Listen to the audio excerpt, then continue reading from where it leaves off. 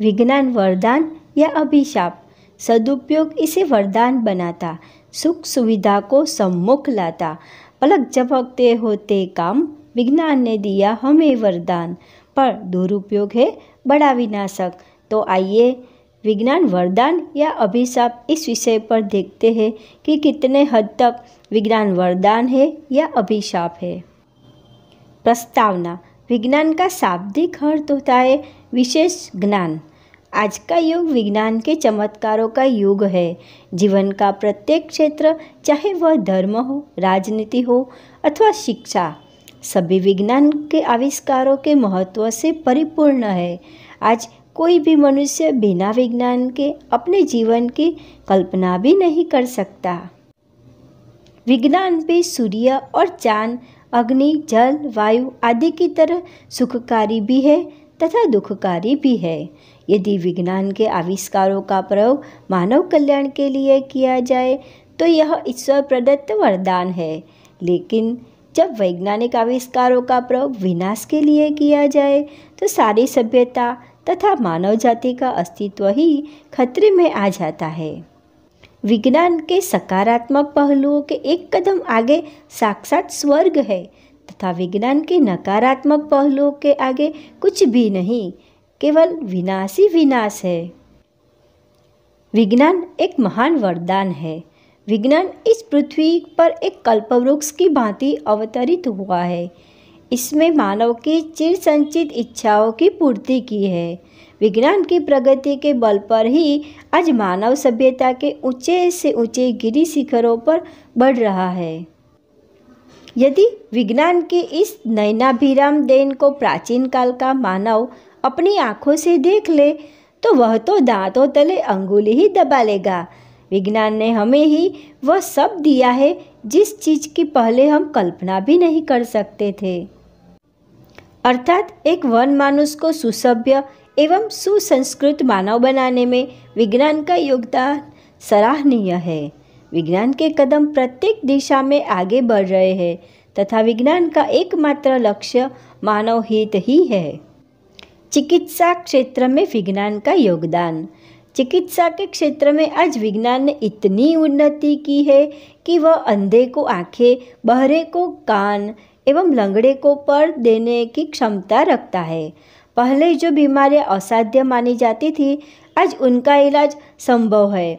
चेचक, polio, TB जैसी खतरनाक बीमारियों पर काबू पा लिया गया है।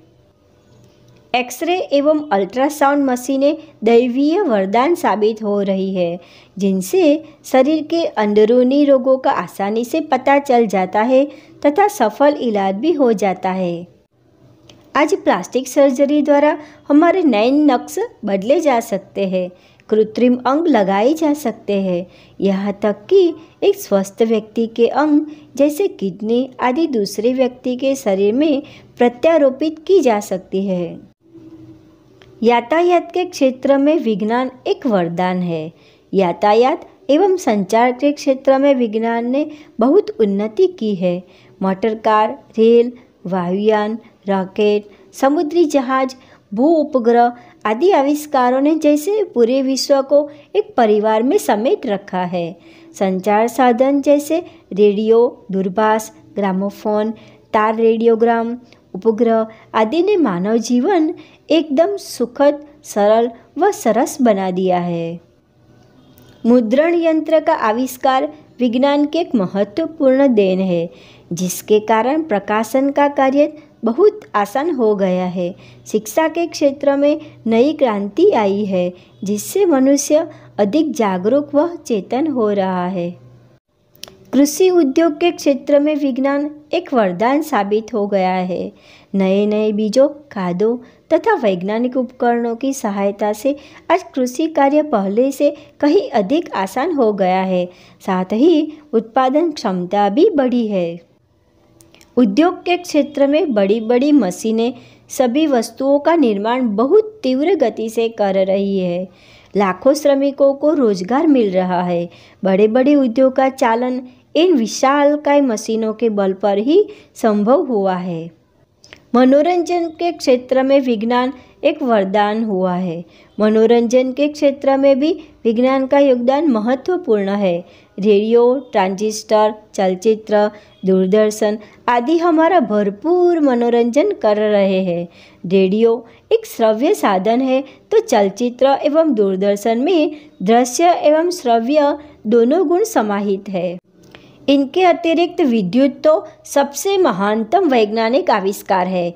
इसी ऊर्जा शक्ति के बल पर घर तथा बाहर सभी जगह हम सुविधा संपन्न है। विज्ञान की अद्भुत शक्ति का उल्लेख कवि दिनकर ने इस प्रकार किया है बंदे नर के करों में वारी, विद्युत बाप हुक्म पर चढ़ता उतरता है पवन का ताप, है नहीं बाकी कहीं व्यवधान, लांग सकता नर सरिता गिरी सिंधु एक समान। अब देखते हैं विज्ञान एक अभिशाप कैसे है। जिस प्रकार फूल के साथ कांटे भी अवश्य होते हैं, उसी प्रकार विज्ञान के साथ अभिशाप भी जुड़े हैं। तभी तो किसी ने ठीक ही कहा है, घर घर में फैला आज विज्ञान का प्रकाश, करता दोनों काम वह निर्माण और विनाश। यह सही है कि विज्ञान ने अनेक सुविधाएं दी है, तथापि यह भी सत्य ही है कि इसी विज्ञान ने मानव के लिए नर्क का द्वार भी खोला है। इसने अनेक शक्तिशाली अणुबम, परमाणु बम, स्कड मिसाइल आदि बनाई है जो केवल विनाशकारी शक्तियाँ हैं। विज्ञान ने मानव को पूर्णतः भोगवादी व अकर्मणीय बना दिया है। हम आज वैज्ञानिक शक्तियों के गुलाम हो चुके हैं। विज्ञान ने मानव को चतुर तो बनाया परंतु ईमानदारी छीन ली। इसने मानव को साधन तो दिए परंतु उनका सदुपयोग करना नहीं सिखाया। तभी तो आज सर्वत्र अशांति, कटुता, बीमारी तथा शोषण का वातावरण है। जो वैज्ञानिक उपकरण हमारे इशारे पर काम करते हैं, कितनी ही बार वह हमें ही अपना निशाना बना लेते हैं। बिजली का गलत प्रयोग हमें क्षण भर में नष्ट कर सकता है। यातायात के साधनों से दुर्घटनाएं भी अनगिनत हो रही है। कारखानों एवं बड़े बड़े औद्योगिक केंद्रों में हुई अनेक दुर्घटनाओं में कितने ही मजदूर अपने हाथ पैर कटवा देते हैं। कंप्यूटर, इंटरनेट, स्वचालित मशीनों एवं अन्य वैज्ञानिक उपकरणों के आविष्कारों के कारण अनेक लोग विभिन्न बीमारियों से जूझ रहे हैं। अर्थात विज्ञान की हानियाँ भी उसके लाभों से कुछ कम नहीं है।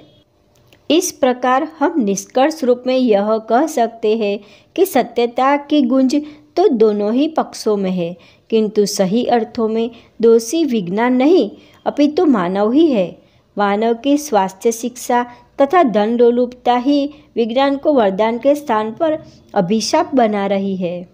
जिस प्रकार एक छुरी कसाई के हाथ में आने पर जानलेवा होती है और जब वही छुरी एक सफल डॉक्टर के हाथों में ऑपरेशन करवाती है तो जीवनदायिनी सिद्ध होती है।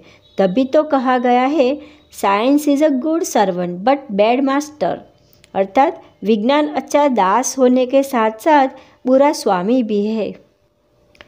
विज्ञान तो वह शक्ति है जिसका उपयोग बहुत सोच समझकर किया जाना चाहिए, वरना हिरोशिमा नागासाकी में बम विस्फोट होने के कारण अभी भी लोग उसके परिणाम भुगत रहे हैं। वैसा अंजाम हो सकता है। यदि मानव अपने कलुषित विचारधारा से परे स्वच्छ मन से विज्ञान के आविष्कारों का सदुपयोग अपने हित में करेगा, न कि दूसरों के अहित में, तो वह हर किसी के लिए अलादीन का चिराग ही सिद्ध होगा। इसलिए एक कवि की यह पंक्तियाँ 100% सही है।